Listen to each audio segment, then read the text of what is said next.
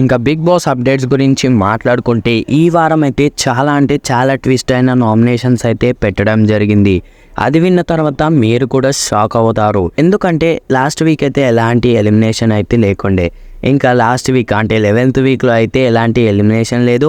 అలానే family members కూడా రావడం జరిగింది. కాబట్టి హౌస్ మేట్స్ అందరూ హ్యాపీగా అయితే ఉన్నారు. ఎంత హ్యాపీగా ఉన్నారంటే అసలు వాళ్ళ హ్యాపీనెస్కి హద్దే లేదు.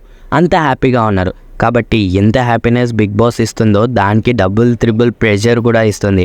ఇంకా అందులోనే భాగంగా ఈ వారం అయితే అదిరిపోయే ట్విస్ట్ అయిన నామినేషన్స్ అయితే పెట్టడం జరిగింది. ఇంకా ఆ నామినేషన్స్ ఏంటి అంటే ఆల్రెడీ ఎవరైతే ఎలిమినేటెడ్ కంటెస్టెంట్స్ ఉంటారో అంటే సోనియా, మణికంఠ, నైనిక, శేఖర్ భాష ఇలా ఎవరైతే ఎలిమినేటెడ్ కంటెస్టెంట్స్ ఉంటారో వాళ్ళనైతే మళ్ళీ హౌస్లోకి పిలిచి వాళ్ళకి ఇష్టం లేని వారి ఎవరైతే హౌస్లో ఉండదలుచుకోరో వాళ్ళనైతే నామినేట్ చేయాల్సి ఉంటుంది. ఈ విషయాన్ని హౌస్ మేట్స్ విన్న తర్వాత వాళ్ళు నిజంగా షాక్ అవుతారు.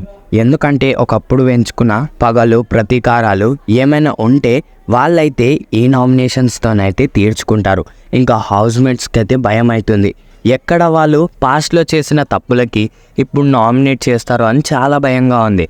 ఇంకా ఇక్కడ ఊహించని విషయం ఏంటి అంటే మ్యాక్సిమం అందరూ కూడా రోహిణిని నామినేట్ చేశారు. ఎందుకంటే రోహిణి ఇప్పటివరకు నామినేషన్స్లో లేదు. కాబట్టి రోహిణిని నామినేట్ చేశారనుకో టార్గెటెడ్గా అవుతుంది. కాబట్టి అందరైతే రోహిణిని అయితే నామినేట్ చేయడం జరిగింది. ఇంకా ఇలా అయితే 12th వీక్ నామినేషన్స్ అయితే గడుస్తున్నాయని చెప్పాలి.